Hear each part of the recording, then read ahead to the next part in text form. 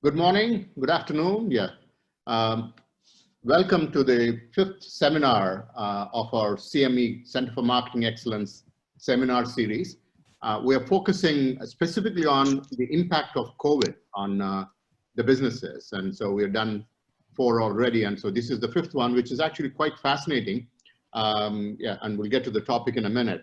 Welcome aboard. My name is Srini Reddy. I'm a professor of marketing at SMU Business School, and I'm the director of the Center for Marketing Excellence. So this is one of our charters that we actually sort of outreach to the community here, or SMU graduates and undergraduates and alumni.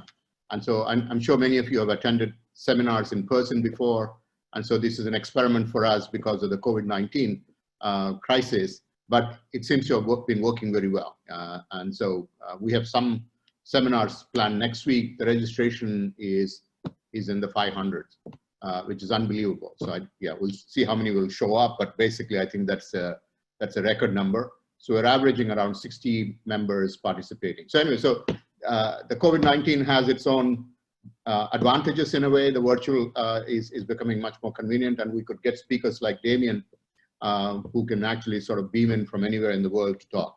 So a couple of administrative details quickly. One is please mute your Zoom, so that we don't hear any extraneous noises. And the second is that we'd love to encourage questions from you from the floor. And unfortunately, this is not a great forum for discussion, but we found that the chat box where you can actually post the questions to me or Hewling, where we will go through them and pass it on to Damien. The way that it will work is Damien will sort of pace his talk in such a way about every 15 minutes, he will take a short break and field some questions. At that time, I will look through the questions that are submitted and ask him for discussion purposes, some responses and so on. And that way, at least it becomes very efficient. Okay, so let's actually keep that. So, and don't wait until the break to send the questions. Please, as Damien keeps talking, if you have any questions in mind, just post them and then we'll take them in order during the break. So that's the administrative. And the last one is Damien will post a QR code in his last slide for feedback. And this is very important for us that you actually scan it and then send us a quick feedback, which is useful for us to sort of see how we can make these seminars much, much better. Okay, thank you so much for the participation. And so let me quickly introduce Damien. Damien Cummings is an old friend of ours. I mean, yes, I've been here for about 11 years, and I think I've known him almost since then. And since then, I've seen his phenomenal growth. I mean, in terms of what he's been able to accomplish. I was always impressed with his deep knowledge of marketing, but also in the new digital space. And for that, he's been recognized over many, many times. If you don't have his resume, we will actually attach it with on the side. But just to give you a quick overview of things, he was a global top 50 digital marketing leader in 2016, financial services marketer in 2016, digital marketer of the year in 2016, and most influential CMO in 2015. And there are about half a dozen other awards that he has received. Okay, and I knew him from his days. I think Damien, correct me if I'm wrong. Samsung, when you were at Samsung, right? And subsequently, he has done some phenomenal work at Philips and then at Standard Chartered. Now he has his own, he's a founder of a company called Peoplewave, which is a blockchain and cloud-based HR-related, people-related sort of company. And so today the topic is interesting in terms of how COVID has affected businesses, particularly in the HR. And so I think Damien is really the appropriate person for us to sort of engage in. So Damien, without any further ado, please go ahead and start the process. Start the discussion. Wonderful, thank you very much. So good afternoon, everybody. I see a few familiar names and faces there. So for those of you who know me, great. It's great to see you again. I'd love to catch up. For those of you who don't, I'll introduce myself in a couple of slides. So let me just get my slides up.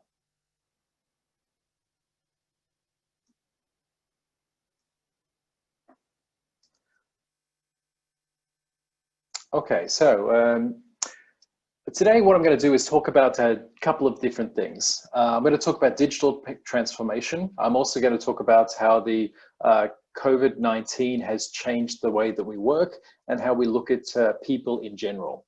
I'm going to talk about how things like employee experience is really the future of work, and we're experiencing it now because of the forced changes we've had to see with COVID-19. So this presentation is going to be broken up into a few different parts. But so why am I qualified to talk about both future of work and digital transformation? It's generally because I've lived and breathed it. I've spent over 25 years, usually in a digital transformation role, actually from a sales, marketing, customer service perspective. Before, I've spent the last 4 years running a company called Peoplewave. We do HR software and look at data around the future of work and how to improve performance. Before that, I was the global head of digital at Stan Chart. I've also held senior roles at Philips, Samsung, Dell, and many years ago, I started at McKinsey. So even from day one, when I was a teenager many years ago, and when I first entered the workforce, I've always had more of a digital skew and a transformative aspect to each of the jobs I've had. And so I've been quite lucky in that respect. So a lot of what I'm bringing today is not just theory, but it's actually hard-earned experience from lots of failures, as well as a few successes. So today we're going to talk about a few things.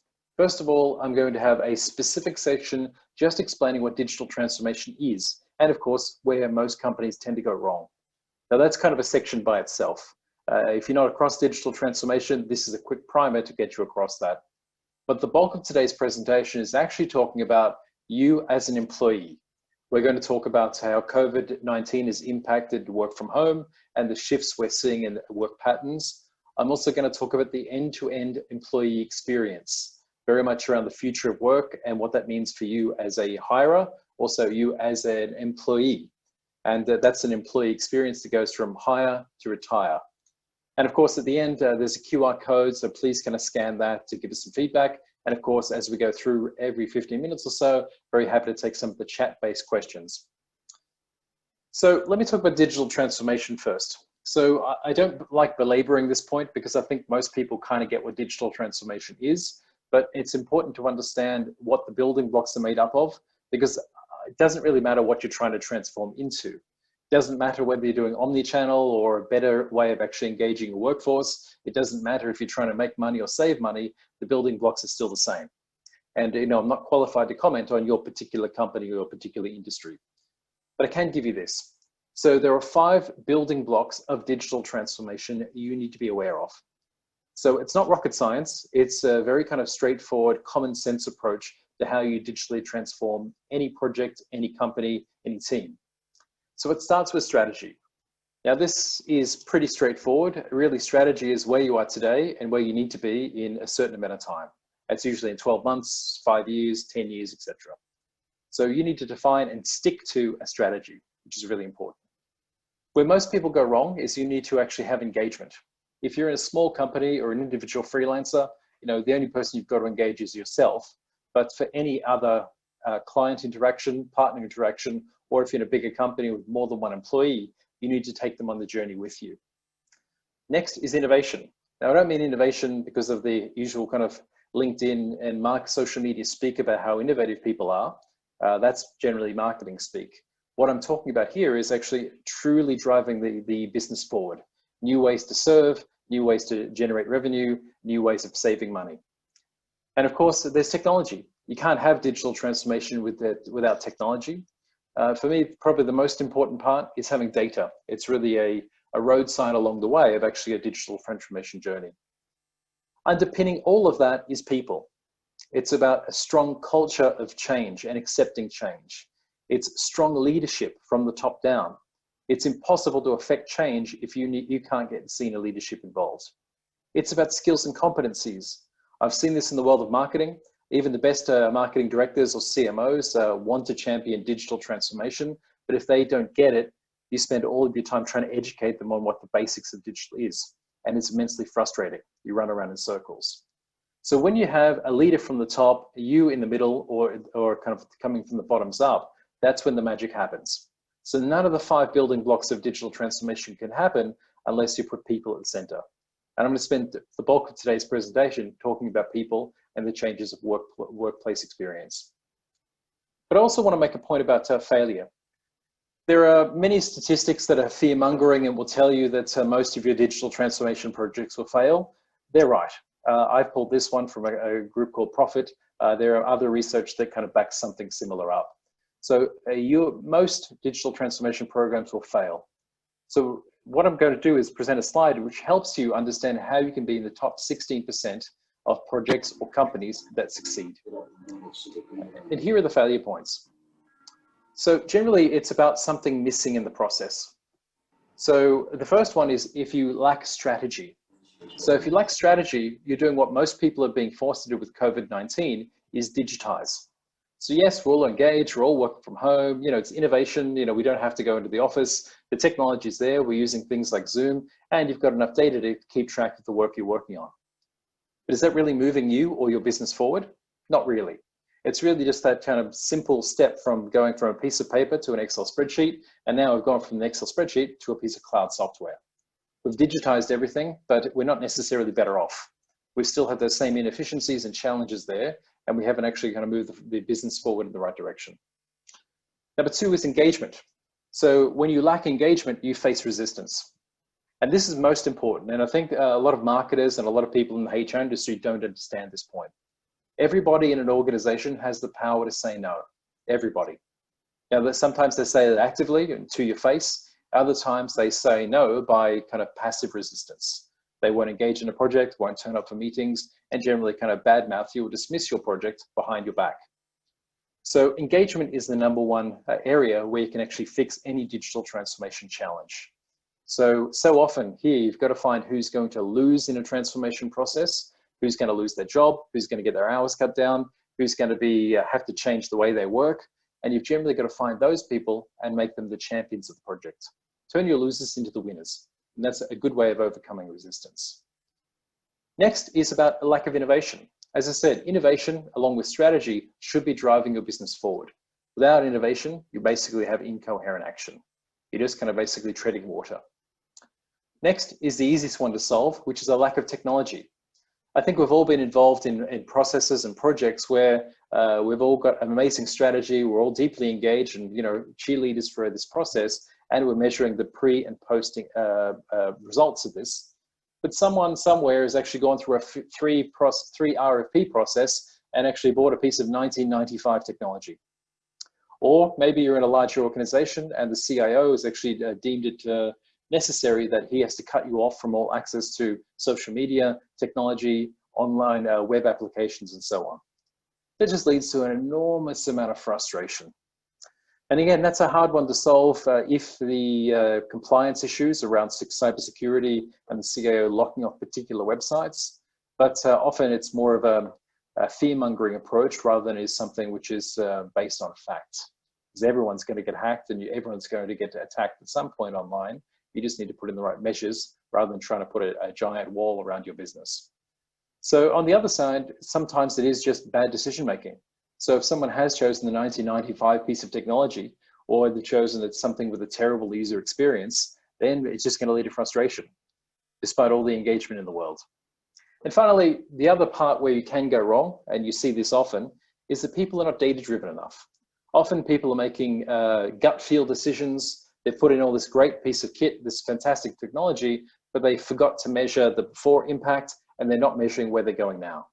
Again, if you don't know where you're going, if you don't have roadmaps across data to see what's happening, you're just basically running around in a circle, which is really frustrating. So if you look at it, usually if one of the building blocks is not there, you're going to fail. Now, the only other way you're going to fail is if you don't have the underpinnings of the right people, team, and competence to execute this. So that's digital transformation. I wanted to give you that because that's going to give you a good sense of how whatever project you want to execute needs to be done and needs to be done well. So now I want to switch gears, and the rest of the presentation is going to be talking about the impact of COVID on the workforce, how that affects you personally, and even things like working from home. So let me get into this one now. So work from home. I'm going to assume most people are in Singapore, or if you're coming from a country in APAC, you've generally had a lockdown that started somewhere around the first quarter of this year. Now, along this axis, there's enthusiasm on the left, and of course, along the horizontal axis is time. So you can see we're kind of that July, September period where it's been peak work from home. But what's going to happen is that in the future, some of the gloss is diminished. And if you look at it, we've gone from a kind of a point of view where, hey, I'm not so sure this is going to work. I'm not sure I've got the technology. I don't know how to engage with my team. I might feel a bit isolated. I have a lot of insecurities and fear. And I think a lot of us have just gone through this, which is, hey, fantastic. I love working from home. It's the very best thing in the world.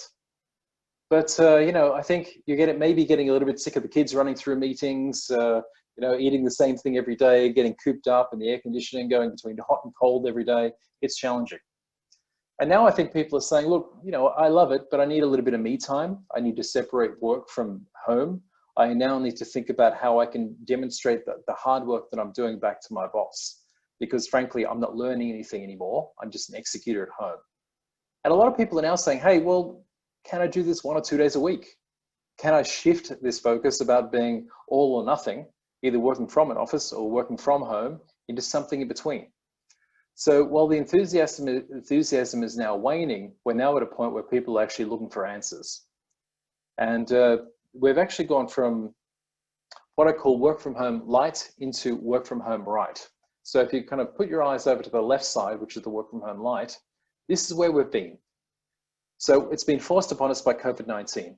We're having meetings like this where there's over 100 people on a Zoom call, and that's pretty much the entirety of our technology. So it's been forced upon us. We're using Zoom. We're writing things down on pieces of paper. We're engaging with people on a daily basis. We've kind of turned a bedroom into an office, and it's been challenging. Technology is super simple. Really, most companies have given you, or you've got your own PC, a mobile, and an internet connection. You probably have Zoom or Microsoft Teams or Slack, and you're probably still using email. But you're now tied to those technologies.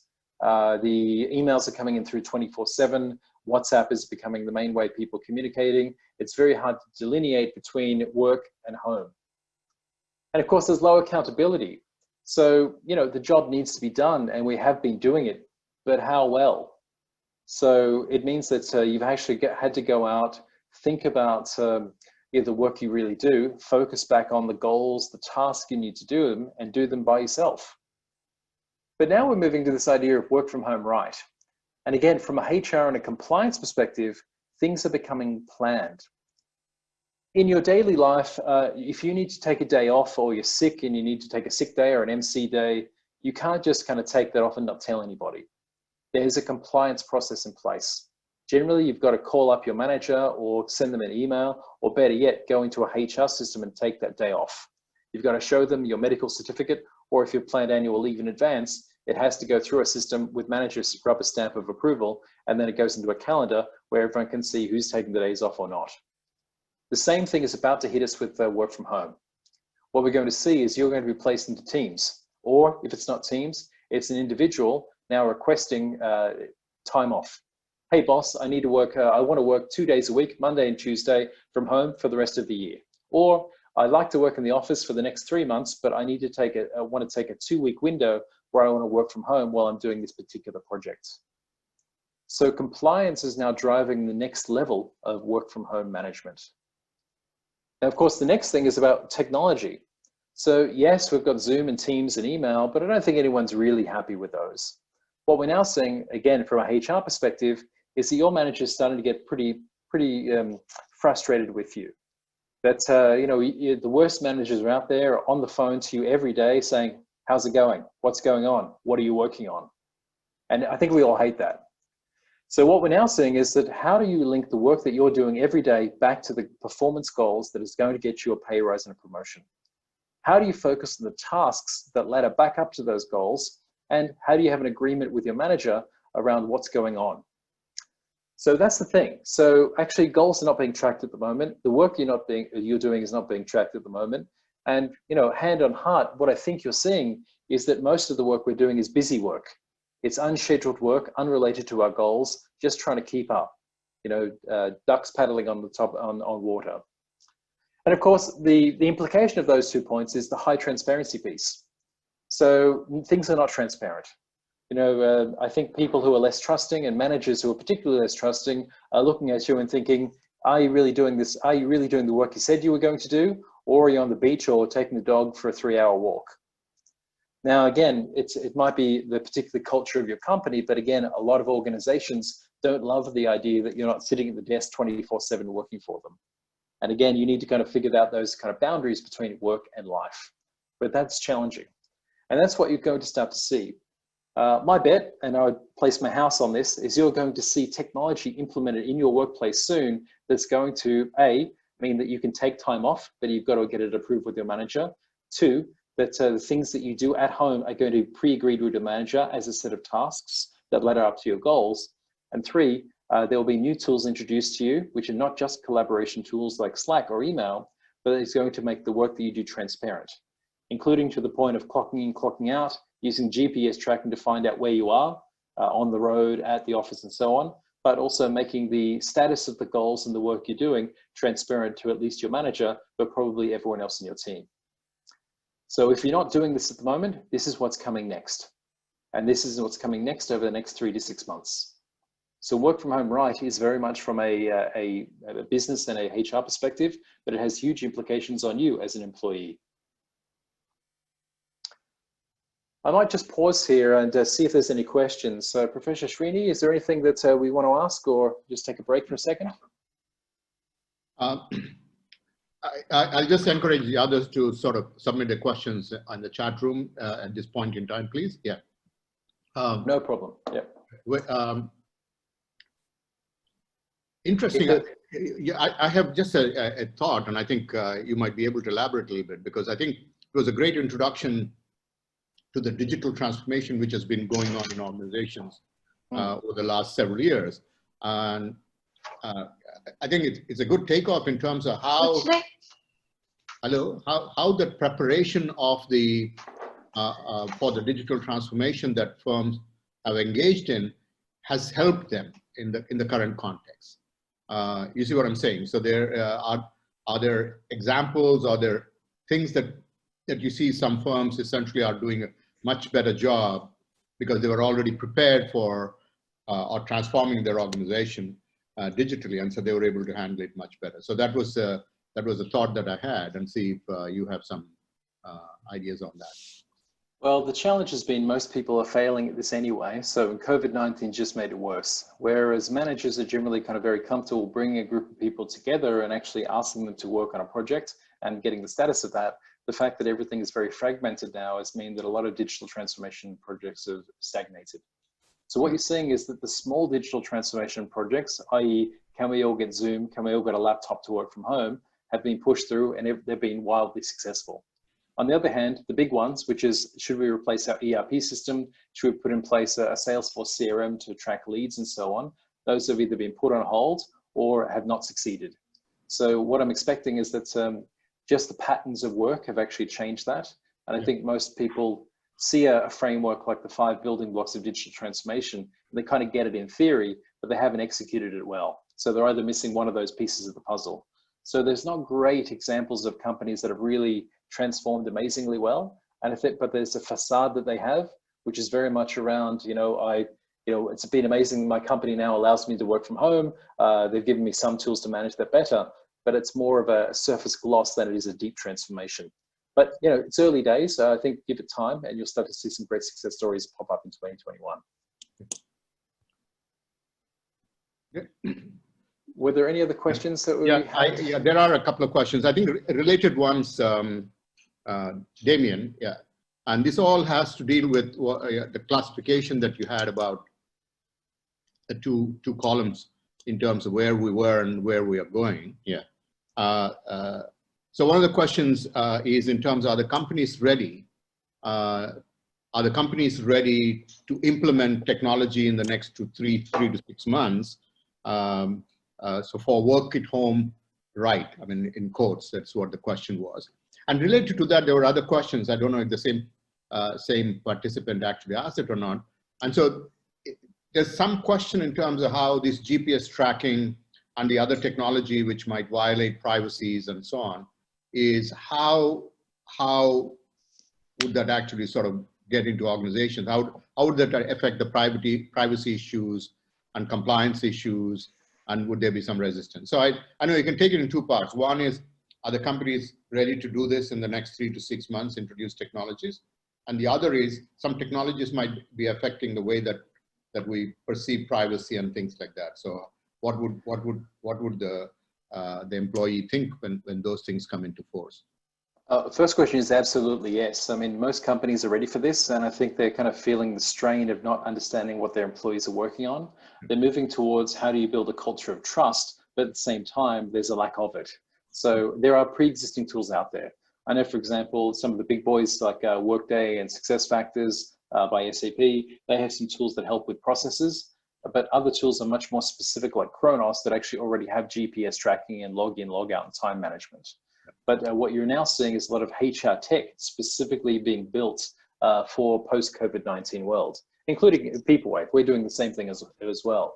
So the work from home modules, the ability for people to kind of actually track tasks, factor goals, and so on, that's a reality. And you're going to start to see great software products pitched to HR leaders as well as CEOs very soon. So I have no doubt about question one, and yes, that's going to happen very quickly. Question two about things like the data and privacy. Well, that's a tricky one. I've personally had conversations with IMDA here in Singapore and other kind of people representing and advocates of GDPR globally. The reality is that employment data is not personal data. So unless it is your NRIC or ID number or its phone number and so on, your company has a right to track your attendance. They have a right to track what you're doing. So if you're a salesperson, and you're issued a company mobile, they have every right in the world to be tracking what the patterns of your behavior are. If you're saying that you're going out and actually on the road meeting 10 customers, they can actually do a low-level check of whether you're actually doing that. So whether it's a letter of the law or the spirit of it, so yes, the use of your employee data is allowed, but the other part is there'll be a pushback from employees. So it's got to be managed extremely well. And there's different ways of doing it. The way I present is very much from this is Big Brother, this is what's going to happen to you. But I think what's going to happen from the ground up is it's going to be very democratic, it's going to be employee driven.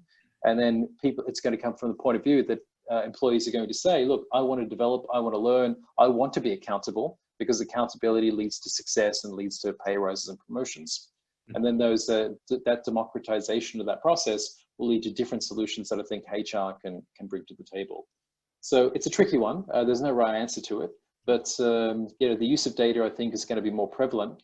And actually, the good news is the rest of my presentation very much focuses on that. So I hope I can present a few answers as we go through the next slides. Very good. Yeah, excellent, Damien. So I have one question, I think, which you might be able to address either now or in the next segment of your presentation, which essentially talks about HR. So the question says, how will the HR crew cope with this and providing advice, because they seem to be much more focused on face-to-face interactions and annual review cycles is what the questioner asked. How would they cope up with this new scenario where this might have to be done remotely? Yeah, again, you can answer this now, or if you have a sense of for the next segment, whatever you're doing, if it addresses that, that'd be great. Yeah, well, again, just to close out on this, I just want to make sure that once you answer it, you can go on to the next segment, Damien. And I really appreciate the questions coming in. And I think for all of you, please do send them in, and I'll try to do the best job I can to paraphrase them so that Damien can actually respond during the next segment. Yeah. Well, it's a great question. You know what, I will go on to the next section because it's going to answer it as we go through. So let me kind of move on to what we call the future of work and employee experience, because employee experience has been directly impacted by COVID, and also this is our future of work. So whether you're a HR manager, whether you're an employee, or whether you're a business owner, these things are going to be the top of mind for you for the next kind of 6 to 12 months. So employee experience, I mean, this is not a particularly good definition, but think about the employee experience going from hire to retire. So it should actually start with the recruitment, although that's usually a separate process. I find that the best part of this is actually the gathering, verifying, and using employee data. And you're going to see employee data as the theme through the rest of this slide. You're going to see that onboarding and virtual onboarding is actually critical, You're going to see the way that we look at performance management is needs to be updated and reviewed. There's actually a focus on development and coaching as well. And then I'm going to finish up talking about some managing others. So this is the high level view of employee experience from hire to retire. So, so to understand the color coding of this, the green represent, or the filled in circle represents market sizes. Yellow is obviously a smaller market size, and then red is actually smaller market size and less solutions in that space. So you can see there's a huge amount of focus put on the left side, which is applicant tracking and HR processes. There's a bit of effort put into the employee data capture, and learning and development itself is a $190 billion industry, as opposed to recruitment's $500 billion industry. So out of those two parts, there's an overemphasis on those areas, but the rest of it, the rest of the employee experience is not well thought through. So let me just talk you through that. So in general, the first part of employee experience is before you're even an employee. So what happens is that a lot of us are applying for jobs at the moment. So when we do that, it's a painful process. You've got to go through a Taleo or a greenhouse or a similar system. You put in your data endlessly, time after time after time. And then of course, actually, you have a 1% chance of getting a job or getting an interview from a public application. In the background, there's applicant tracking systems that actually look at the keywords in your CV, and they automatically shift you to the bottom if you don't have the right keywords. Then of course, let's assume you get through that interview process and become an employee. Then the next point is you're going to be asked again to actually add your data. So they're going to want your information, such as your email address, your home address, your next of kin, your bank account details, etc. Now, some organizations actually ask for a background and reference check. I know that my last, the bank I used to work for spent upwards of $50 million a year doing background checks and verification. So we know, at least in some areas like financial services, a verification of who you are is really important. But things tend to fall down from day one when you actually onboard. Onboarding is actually a poorly managed process. What tends to happen is there's usually an induction in your first 6 months. Unfortunately, that tends to happen 3 to 6 months in. You normally get a hand shook by the manager or meet your onboarding buddy that'll take you through where the bathroom is and where you make coffee. But that's pretty much it. And then, of course, it's a highly stressful point because employees are thinking about how they get confirmed as a full-time employee. But the heart of employee experience is really performance management, coaching, and L&D. There's a virtuous circle there. Those two things kind of should be laddering up, and then there's only 2 exit points. Either you've actually taken your boss's job or taken a lateral move inside your company, or you exit, either through resignation or other. So if you look at that, that's very much from what a HR manager would see, and probably what a CEO or an MD would look at as well. But when you ask employees what experience is, it becomes very abstract. It becomes not about processes, it becomes about 4 key things. First of all, they're saying, hey, how do we make this simple? I'm an employee, I want simple and efficient. How does my new organization provide me with all the means to do my job effortlessly, seamlessly, and simply? How do they give me an environment of psychological safety? How do they give me an environment where I can just get things done? I don't have to worry about cutting through red tape just to do my job. And of course, there's happiness. You know, are you happy in your work environment? A lot of us are not at the moment. You know, home and work have merged. There's high levels of mental illness and depression creeping in. Some of it's the isolation. Some of it's the lack of socialization. Others is just the lack of learning opportunities. So again, you know, looking at happiness is really critical from an employee perspective. Then of course there's growth. I think every employee joins a company and wants to be more than they already are. They want to join an organization and understand, you know, how can I kind of take my boss's job? How can I move to a cool job inside this company? Or eventually, yeah, maybe if you're ambitious enough, how do I become the CEO? Now, the problem is that from a HR and a management perspective, we don't care. We don't really give employees that those growth opportunities. We can't give them any promises. We can't give them a roadmap. All we can really expect them to do is work as hard as they can to meet their short-term goals for as long as they can and hope they don't burn out. And if they do, we'll try to hire someone like you at a cheaper rate. So the best companies and the highest growth companies really do care about the development and growth of their employees. But the reality is not everyone is like that. And I think from an employee experience and a satisfaction level with their job, growth really comes up number one. And there's related points about learning and so on.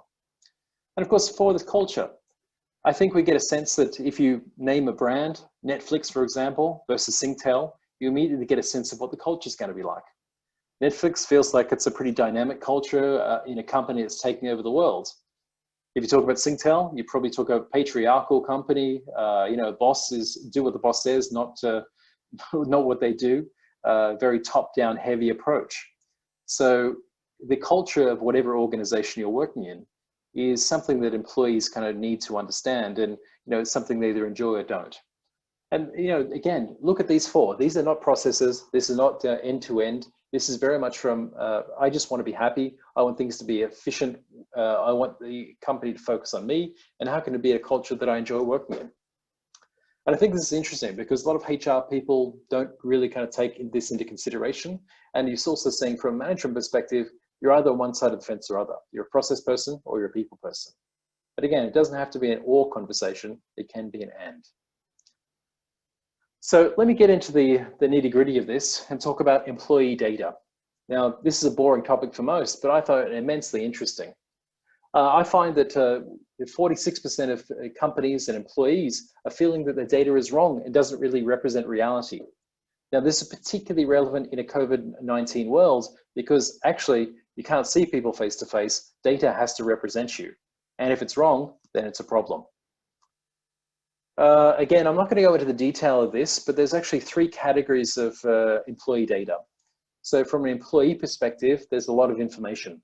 Your personal information, social media profile, start and end dates, your performance scores, how engaged you are you a role model in the organization or aligned to values, how strong are your relationships, look at your competencies, both your hard and soft skills, have you achieved your goals, what's your productivity like, when do you clock in and clock out, how many meetings do you go to, how many emails do you send. Now, all of that's trackable today. But the challenge is all of it sits in a HR system somewhere that's usually not accessible. And actually, as a quick kind of flag, that's something that Peoplewave are working on, making this information available to everybody and owned by the employee. But of course, inside an organization, there are a lot of, a huge amount of metrics, but it doesn't give you forward vision. So if you look at, say, your employee numbers, turnover, who's engaged across teams, so is my IT department more engaged in my HR team? You look at your skills gaps, your competency gaps, your engagement gaps. You can use predictive analytics. So I know that if someone lives 45 minutes away from a particular company, they'll generally leave within 3 months. We also know that if they score badly on certain results, such as say likability or trust, they're probably going to leave an organization. If their participation data starts dropping, they start logging in less or coming in later, that's also a great predictive analytic that they're looking for a job or going somewhere else. But also, do you have a ranking of all employees? Not a backroom kind of a calibration exercise, but a true ranking of who are your best managers and who are your best employees.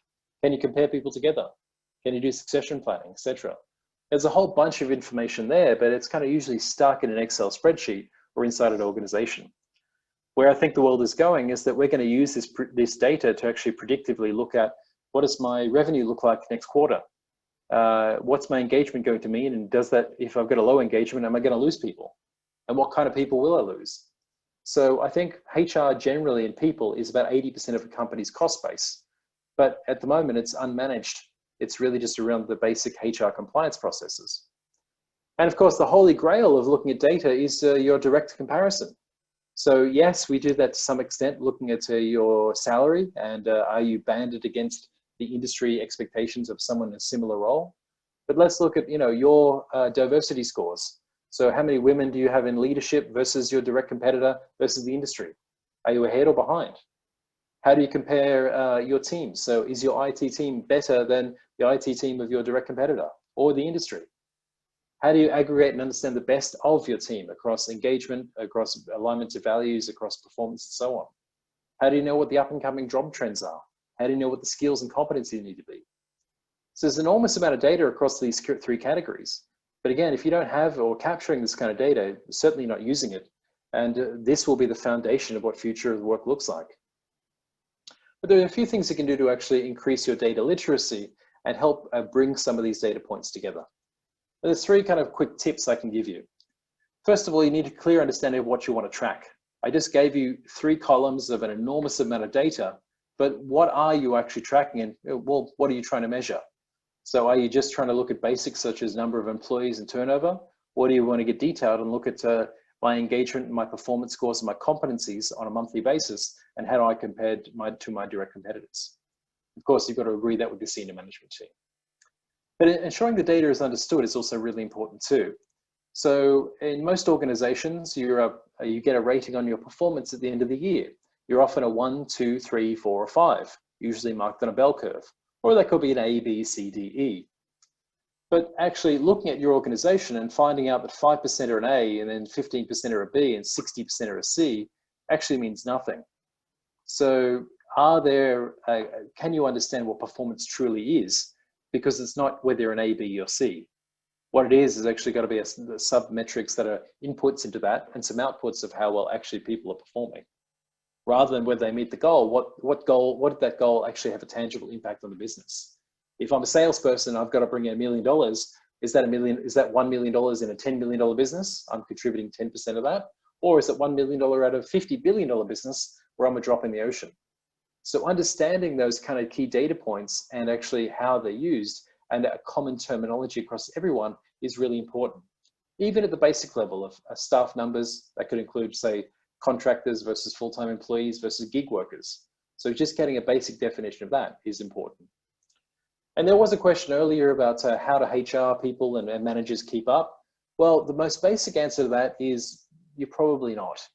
And what you need to do is actually look after yourself first. So are you digital and data literate? So how do you get that base level of digital knowledge?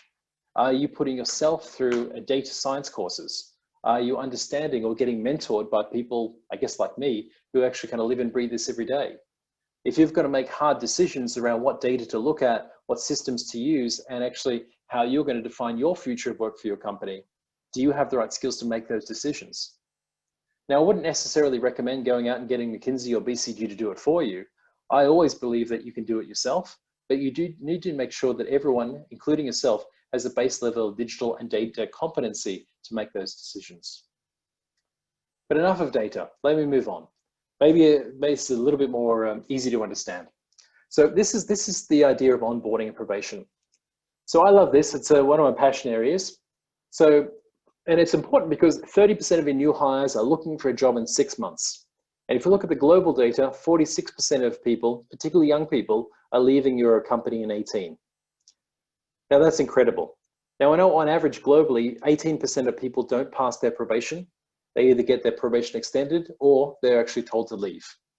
Now that's almost 1 in 20 people, which are a mishire in terms of the recruitment process, but also it's a huge kind of engagement and productivity drain for your organization. So what's our onboarding got to do with that? Well, the first aspect is this is in the critical first 6 months. If you've got almost one in 3 of your employees that's looking for a job, maybe they don't like the manager, maybe they've been made to feel unwelcome, or maybe they've been dropped in the deep end because they have to work from home in a post-COVID-19 world and they can't meet anybody and they have no idea what the systems are, then they've got a real challenge. So I'm often asked this question, Uber, IBM, Facebook, and similar companies. Turning up on day one, having a hat, having a mug, having a book, and having your computer and desk ready to go, is this onboarding? Well, the short answer is yes, of course it is. It's absolutely important for onboarding, but this is more of a marketing and a brand exercise.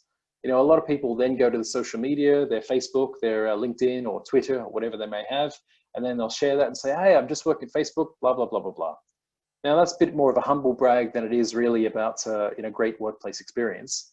But having said that, this kind of marketing, this kind of material is driven more by marketing than it is HR. But so this is the first step, and yes, this is not critical. This is hygiene. This is not your onboarding program. This is what every company and every employee is expecting nowadays. Now, whether they verbalize it or give you the feedback or not, they're expecting to see a desk set up, the computer ready to go. If you've got a company t-shirt, umbrella, or a book, they're expecting that to be on the desk, particularly if you're working in an MNC. If you're not, A, you've actually lost the employer brand, and B, you probably put this employee into that 30% category that's going to start looking for a job pretty much immediately. You can't get the basics like getting my computer or getting me a t-shirt. why the hell am I here? But it's a bit more than that. So actually, effective onboarding is a few things. Now, Peoplewave, we've actually onboarded using one of our tools, a lot of companies. So we have people who actually don't physically go into the office anymore. Then I'll show you what that tool might look like. So digital onboarding is really interesting. So you've got to make sure that you keep things simple, connect people to the network, give them a checklist, and otherwise kind of give them all the right information. And of course, it's also about early engagement. It's a two-way feedback thing. You need to make sure that, you're not going to capture new employee feedback during onboarding with your annual survey. So for most companies, the annual engagement survey usually comes every 12 to 18 months. But again, from the employee perspective, they want continuous feedback from the first day. And of course, you need data on this as well. Now, again, don't fall into the trap of asking whether this employee loves working with their boss or not, because the answer is always going to be yes. But it really is kind of asking the key questions to understand, has their journey been good from a process and a people perspective? If you need to develop people, which is really important for probation, it's got to be more than just saying, hey, thanks, good job. It's got to be critical feedback using data to improve at the point where there's either failure or success. And of course, from a cultural perspective, which is a bit harder to control, is the technology of giving employees, giving them freedom? Is it making their life harder? And of course, this starts shaping your culture with your new employees from day one. Just a quick tool, just a view of how you might do remote onboarding. This is a tool that we use called the First 100 Days. So this is for a new hire coming to Heineken.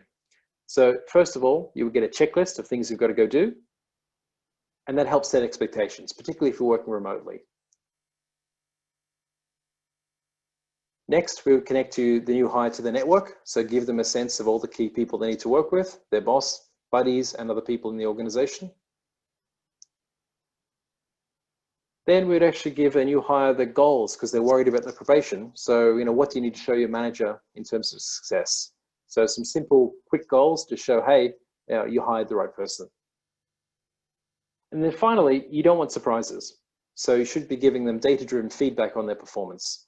We use relationships, skills, and also things like suitability and delivery to give a strong sense of how someone is doing. So if you're not using a digital onboarding tool like this, they're cheap, they're effective, and they're going to help you with that whole onboarding and probation process. I'm going to move to performance management. So this is my second last section. I know I've got about 12 minutes, 15 minutes to go. So first of all, when we go to performance management, this is super topical because this is what's driving the future of work and what we're seeing with the post-COVID-19 impacts. You might not be aware of this, but 70% of employees are disengaged. Every year, Gallup do a global survey. It ranges between 60 and 75% of your employees being disengaged. But the primary driver of that is the relationship they have with their direct manager. Most direct managers, like it or not, are not so great. So, and performance, funnily enough, is driven directly between the relationship between you as an employee and your manager. So let's get into performance management defined. So performance appraisal is usually goals, KPIs, or if you're a bit more advanced, OKRs. So goals and KPIs are usually measured every 6 months. They could be anywhere from say 3 to 7 goals. You're going to be assessed against whether you've achieved those goals. There's going to be a touch point 6 months in, and then you're going to be assessed against them at the end of 12 months. If you're using OKRs, they're a set of goals, but they're assessed almost on a quarterly and real-time basis. But does meeting goals make your team high performers? Do you really know what drives performance? And I can tell you what it is. It's the strength of your relationships, it's trust, and having the right competencies and assessing those competencies, as well as meeting goals. So it's quite a few things. But in general, it's a pretty lazy approach to actually looking at performance. But now that we need to think about actually making the goals into tasks so people can actually manage their work from home employees, how exactly are you doing that? Because a lot of managers don't put a lot of thought into this. And second, development plans. There's only really 3 outcomes with the development plan. It's A, I want to improve my current job. B, I want to actually take my boss's job. Or C, I want to actually take a lateral move and go somewhere else in the organization. So development plans, you need to start from a base of somewhere. You just can't say to your employee, you know, I haven't seen you in a couple of months. I think you need to work on your communication skills. Well, that's hardly fair. Maybe they're better with WhatsApp than they are with face-to-face. So having a system in place that actually assesses continuously their hard skills, their soft skills is really important, because what you then want to do is set up learning interventions around that to help them improve their performance.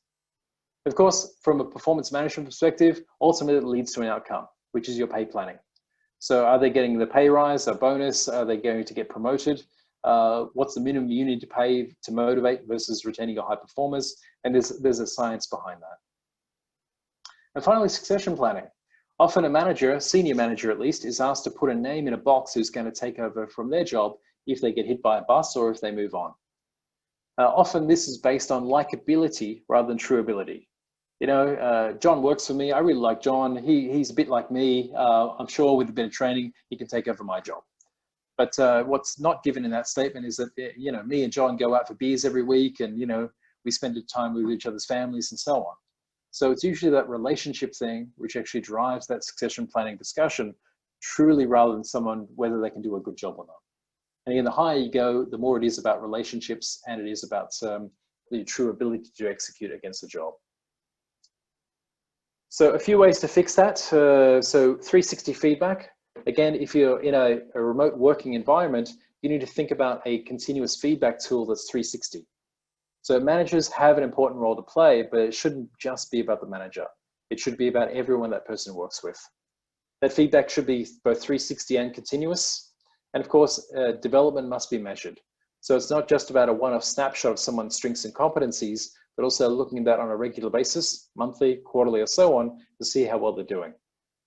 And again, I think the best, the easiest kind of low-hanging fruit with performance is, how do you actually rank and calibrate people? How do you put in a fair system that doesn't require people to sit in a darkened room to make guesses around who should actually get an A, B, or C? You should be using data to inform how well that's going. And I can show you what the data looks like. So here's some of the things that we do at Peoplewave, and there are other similar tools out there that do this. So what you can see here is this is a continuous assessment across several months. This is from January through to October.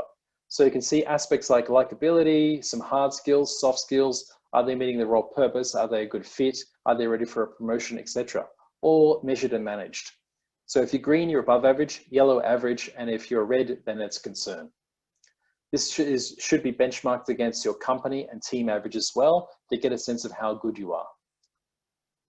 Similarly, if you're not doing this already, you should be able to kind of look at your individual attributes, such as hard skills or soft skills. In this case, this is a soft skill called resilience. If this is mapped over a 12-month period, what you can do is use this for either learning interventions, and it could be in this case that somebody actually did some resilience training and they had a big uptick from 78 to 90% improvement. Or it could be that you're looking for consistency, and that consistency could be on-the-job workplace performance, different reviewers, but in general, you've got to start with data. And I think when it comes to skills, a lot of organizations tend to forget this piece. They're focusing more on the recruitment side and do they have the right skills to do the job, and then they hand over to the manager, and then they kind of have touch points every week or two, but it's really not enough. You need to start using data to actually look at this. Now, here's what the future of performance is actually all about. It's about data-driven comparisons between different people. So here we have, and you've got to imagine that you're John, you're a sales manager working in the hotel industry. So he will get a performance score of 88.5. You can see his trust score is 72. We've pulled some data from Salesforce to see that his target is 900,000, but his sales attainment is only 50%. We can see his extra skills mapped out every month. We can see from a productivity perspective, how many emails, how many meetings he sent, etc. Now, John's manager wants to assess his performance, and it's hard to do that with just a set of data. So what he's going to do is compare him to Jane, who's the best person in that same hotel. So in this case, Jane has a higher performance score. She's got a higher level of trust. She's smashed her sales target. And of course, she goes to less meetings, but sends more emails. So between them, this doesn't present the solution, but it does present data-driven points about why there's differences between John and Jane. Now, if you really want to get effective, then you could look at what's the best in the industry. So this might be an aggregate of the top 10 hotels in Singapore to give you a sense of what the average performance score is, what the average trust is, what the average sales target might be, and the average sales target attainment.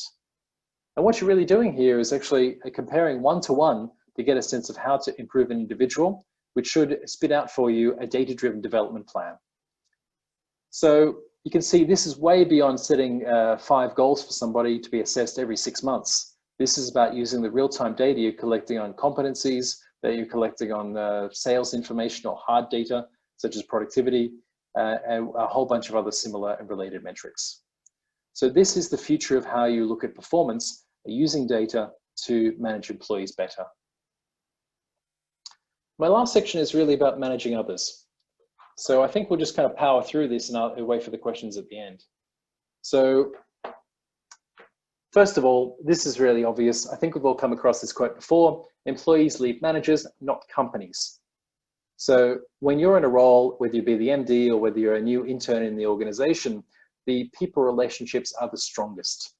So when you're considering digital transformation, really the people you need to be transforming are your managers, not the company itself. So what's the impact of great managers? We know that great managers contribute up to 4 times more sales revenue. Particularly if you're in a commercial role, great managers breed great high-performing teams. Those high-performing teams bring in more money. It's as simple as that. But the double benefit is that they also improve your turnover and improve retention. People want to work with great managers longer, and they don't want to leave an organization. Even in a difficult environment like COVID-19, in an area where people are getting laid off, the focus has to be, how do you make your managers truly great? Truly great managers are resilient. Truly great managers actually rally the team. They bring in more revenue, and they're going to save you money. But the problem is most people have forgotten managers. They kind of just assume managers are good. And I don't know how you can assume that, because the reality is no manager's ever been trained. They don't have the right skills, and they don't have the right data to manage their teams. So there's a lot of challenges in becoming a great manager. What we did is we pulled together the 12 different elements of what a great manager is. Now that's pulled together from Google's multi-year research project on looking at great management. We've pulled that together from research we've done at Peoplewave, and of course we've solicited industry feedback on this as well. So the 12 points that make you a great manager are these. First of all, regardless of how high up you are in your organization, you must have a clear team vision. That doesn't matter if you're managing 3 people or managing a team of 5,000. You have a clear team vision that needs to ladder up to your organization vision.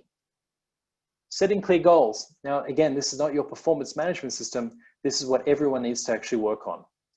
Now, in a COVID-19 world, those goals need to translate into tasks. So, you know, it might be John that's the guy who needs to focus on the sales side. You might have Jane who needs to focus on the tactical implementation of a project. But understanding that and being clear about it is important. Number 4 is an interesting one. Leading from the front and showing employees what you're working on. Too many managers are far too secretive. The reality is that most managers kind of assume that, most employees assume their manager can do their job but better, but so often they don't demonstrate those skills. So understanding what your boss is working on and that boss being transparent about their success on that is really important. Just because you're in a position of power doesn't mean that automatically earns you respect. And respect is a key thing for being a great manager. Knowing employees as people is important. Whenever you've had a Zoom call and maybe some kids run through the background, or you've got a husband or wife kind of jumping in and asking a question, or a cat runs across a keyboard, just laugh at that. That's fun. But you get to know your people as employees. Don't scold them for that. But understand their birthdays, their anniversaries, understand their motivations, understand who they are and what they want to be. Point number 6 is about transparency. Now, it's not always about kind of being treating everyone exactly the same, but it's about if you do make a hard decision in particular, provide transparency around that. At the moment, people have to be laid off. You have to cut costs, but you know, why John is laid off versus Jane needs to be clear and transparent. Otherwise, you're actually seen as playing favorites. As much as you can, try to treat everyone probably more fairly than equally. So what you should be looking at there is that how do you have the same decision-making process? How do you not try to play favorites as much as you can? There's a big point around communicating effectively. Keep your one-on-ones. Come hell or high water, you must keep those. Make sure there's regular team meetings. I strongly advocate weekly, both one-on-ones and team meetings, particularly now. Give and receive regular feedback and don't get defensive about it. Change your mind. Coach and develop frequently as well. I find a lot of one-on-one meetings should be about coaching opportunities rather than status updates. So again, we find that's a best practice. We want managers to help improve employees in the current role and of course, develop them into future career advancement opportunities. If you're not thinking about how to get your team to take your job overnight, you're not a good manager. Also, you've got to make sure when you bring on new people, you need to onboard them effectively. And finally, if they choose to leave, they should leave with regret and they should leave as advocates, not disgruntled. So whatever you can to treat them fairly throughout that entire process, make sure they go on to say good things about you and the company is really important, but so often overlooked. And finally, this is a great way of, this is the CEO of Microsoft who's universally seen as a good manager. And it's those 12 attributes kind of broken down into 4 different kind of categories. First of all, to be a great manager, you need the right data. So best and worst performers, your diversity scores, understanding flight risks, high potentials, engagement skills, etc. Then of course, you've got to take the right actions. So understanding when to promote, when to succession plan, how to exit, how to performance manage people out, but of course, more importantly, coach and develop. A good manager is also self-improving. So wherever they can, put a trigger based on data, whether it be an informal kind of feedback session or whether it be something a bit more formal. You need to improve it as a manager and focus on how to improve your team. And of course, wherever you can, make friends with your HR department and learning and development team because L&D is critical to success. And of course, finally, it's about your employee manager processes, making it very employee-centric. So as I've talked about with digital transformation and the employee experience, it's everything from onboarding, performance management, it's even engagement, alignment, coaching, and L&D. But again, they can't be HR-driven processes that are frustrating. They've got to be employee-centric processes that employees can actually help you shape from the bottoms up. So in summary, my last slide, really the employee experience is from hire to retire. Working from home is going to become about compliance and task management. Of course, to manage that effectively, you need to actually gather, verify, and use data. Of course, things like onboarding and probation, it's more than a great first day. It's got to be a good two-way experience. Performance management, of course, must be data-driven. Forget goals or measure them more frequently. And of course, when managing others, those 12 key attributes are the things you've got to double down and focus on. And of course, all this is in the context that COVID-19's shaken the world up. We're all working from home. We want to do things differently and better, and generally want to do a good job. And of course, digital transformation has changed everything. So if you truly are going to digitally transform, keep these things in mind and start from your employees first. If you can improve the employee experience, you're going to improve the customer experience and the bottom line. But with that, thank you very much. Happy to take questions. Thank you so much, Damien. Yeah, so I have a few questions left over from the previous session, so I'm going to actually ask you to respond to those. The first two are sort of related, yeah, in a slightly different context. One is on innovation, and the participant who asked this question essentially seems to suggest that there's a resistance from the senior partners about innovation because interpretation is that they're not as savvy, they're resistant to change, and how should this situation be navigated? Because I think some of the youngsters in the organization are much more tech savvy.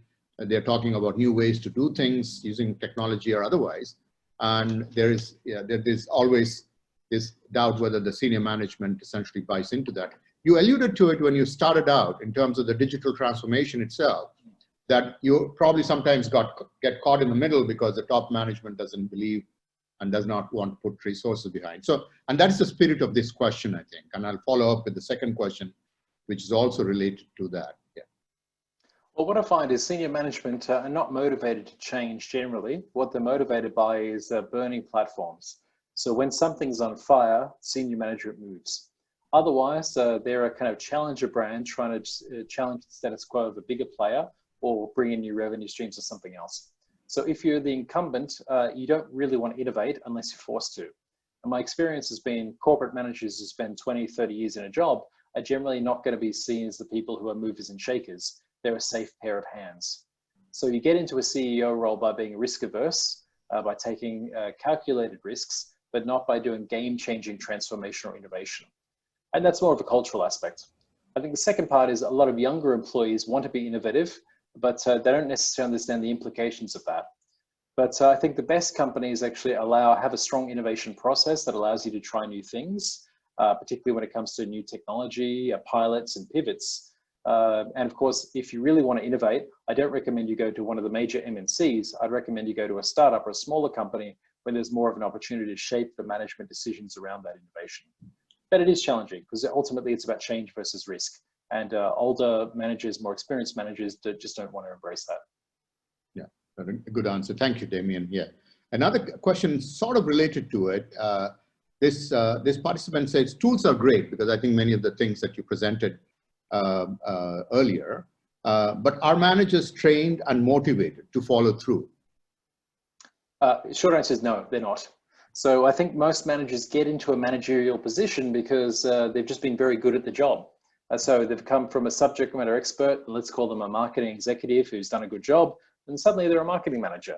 And then suddenly you've got to manage an intern, then you go from a marketing manager to a senior marketing manager to a marketing director, and suddenly you've got a team of 20 people working for you.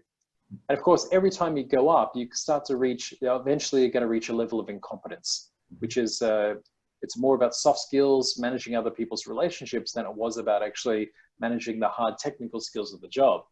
And what tends to happen is that rarely do you ever get any training, rarely are you motivated to, rarely do you have data as a manager. And it's a whole bunch of negative things that mean that there aren't that many great managers out there. You only learn by osmosis by the managers and the people around you. So I think more managers kind of need to take a long, hard look at, are they truly good managers? Learn, go get to upskilled, but also make sure they've got the right tools and data around them, because that's not how business operates today. So that's a bit of a depressing answer, but I think managers can do better. Okay, very good. Yeah, thank you, Damien.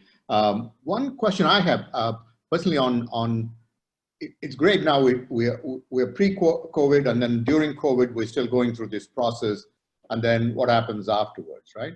So the post-COVID, I have a specific question relating to the employment. I think firms in many categories essentially have been very kind in many ways, keeping staff, keeping managers, keeping their employees, and modifying the work schedules in such a way that something gets done. But some industries are much more severely hit, like airlines and hospitality industry, and so on. So effectively what we see now are retrenchments, letting go people, tens of thousands of people in many cases. And that's only going to accelerate, because once the quarters sort of end and they start hitting the bottom line, then we'll see much more. Okay, so the pain essentially has not completely gone, and it will actually only increase for a period of time before we get back. So I'm just thinking from an HR perspective, this is a nightmare to sort of really manage, right? Because you talked about people leaving in 6 months or looking for a job in 6 and leaving 18. But this is the reverse of that, where people I love to work with, essentially now they might let me go, right? So how does HR and the people management essentially work? And how are some of the guys? I mean, we have not hit that yet, but I'm sure you're aware of some of the companies who let tens of thousands go, and what are they doing to essentially manage this process of pain that will actually hit the employees. Yeah, redundancies are tough, and I've actually been made redundant myself in the past, so I know that pain. So there's a couple of things about that. So in general, what you're seeing is that the first in, first out. So that's the fairest policy. So new employees are generally let go first. Number two is that rightly or wrongly, they're looking at people who are highly paid. So, but not highly paid executives. You're generally not seeing people at the management team being let go. Whether that's fair or not is another story. So the senior executives are keeping their job, but then they're looking at their one down direct reports, and those other people are highly paid, and they're the next on the chopping block. But the challenge is, and again, the unfairness of it is that it's not really about who are your best and worst performers or who are the critical talent that you need to keep. Those don't really factor into the conversation. It's very much a financial decision around, what are the bare bones that we need to keep? What are the frontline customer-facing staff? Everything is deemed to be a nice to have or a discretionary spend, and people who kind of facilitate those roles are generally going to be kind of at risk. So it's tough, because that leads to career transition problems. People kind of have self-doubt. They need to actually make sure they upskill.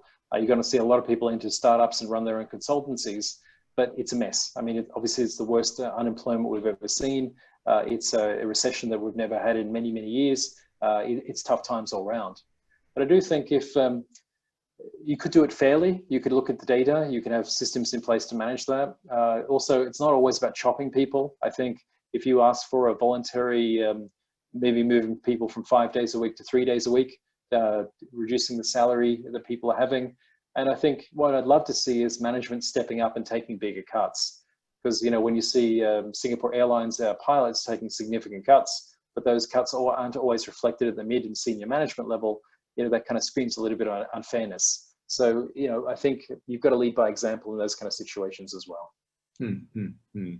Yeah, so very good. I know it's a difficult situation, and I think most organizations will probably have to face it going forward, I think, right? Yeah, so. It's very true, yes. So one of the other questions I have from the floor is this. Yeah, it's a reverse. Okay, again, this is your specialty, not mine. So I think, yeah, you might be able to address it better than I do. But the way that I look at this question is, our companies' employees, do they get to rate their managers? And if that is the case, yeah, right. This is a question whether they rate the managers in the same way the employees are being evaluated by the managers. Will this change? Can the employees rate their managers? That can be revealing statistic for organizations to review and possibly improve their management. I'm not going to say whether that's right or wrong. So companies do it different ways. So that's not the norm. But I can tell you why Peoplewave was set up was specifically to do that. So our belief is that we should get 720 feedback, which is both internal and external. That employees should be rating upwards to the managers, not just the manager rating down. That gives you a better sense of fairness. And you know, my belief is that managers are not sacred. Managers should be assessed and get feedback from everyone around them. But that's not always shared by a lot of CEOs or HR decision makers. So I'd love to see that being the standard, but it's not. Our software can do that. We're seeing some companies take that up, but not everyone in Asia agrees with that. More Western markets are more open to that. But I think that's where the future is going to go. It's going to be more honest and open both ways. Okay, yeah. So the transparency aspect. So here is another question, which again, I fully don't understand. Maybe you can actually sort of figure this out. Do we have a future where employee performance data is public and verified by employers? Yes, that's exactly where Peoplewave is going. So we're going to see that. So imagine a near future where you've got a version of LinkedIn where employees control all their own data. So you have a ongoing performance score, an engagement score, you've got your productivity data, you've also seen the skills and have they improved or not. I think if you, again, to be GDPR or other compliance, if you allow the employee to own all their data and then publicly use that in a LinkedIn-like fashion to network and get new jobs, we're going to see solutions like that coming in 2021. So I strongly believe that verified on-the-job performance data is going to be the future rather than unstructured CVs that kind of people exaggerate on. Okay, very good. Yeah. One last question again, and then we can sort of wrap up. And in the meantime, participants just scan the QR code and then please provide us some feedback for today's sessions. Yeah. Damien, this is, in your presentation, you did talk about things which the employees are rated on. One is on likability, right? Yeah. And the question relates to that. It says, does likability drive more tensions along racism, sexism kinds of issues? Yeah. So do you see that as an issue? Does it, how much of the likability goes into evaluations and so on? So anyway, so that question was, does likability work, or at least it gives tension to the race and sex gender issues? Yeah, so actually a couple of years ago, I got a master's in digital and I wrote my thesis on performance management. And what I discovered through the research is that likability, like it or not, is the number one determinative of success in an organization. So we actually did a lot of validation of that from a lot of peer-reviewed sources. And we found that it was likability, trust, and generally relationships that drive that. Now, of course, yes, it can lead to favoritism, but you want a virtuous cycle there. What you want is to be likable to the people that matter, your external customers, the people above you, the people that work for you. So it has no correlation back to things like sexism, to issues around diversity and inclusion. There's no correlation to that. But what it does do is actually lead to things like, okay, I want to pick my 3 best friends at work and my cousin to kind of give me a review and actually look at my performance. So that's the bit that needs to be monitored. So it requires usually manager approval before things like that become open and available.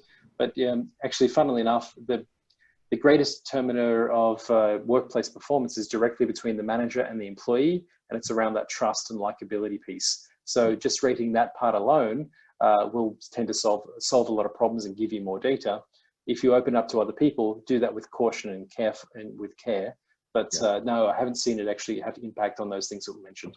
Yeah, that's really good news. Yeah, Damien, I really appreciate you taking the time and in a tough situation like this, and I think there's a lot of insight that I think would have helped our participants, and I learned a lot during the hour that you spent with us, and thank you again for being here for us at SMU, and you've been a long-term friend of SMU in various capacities.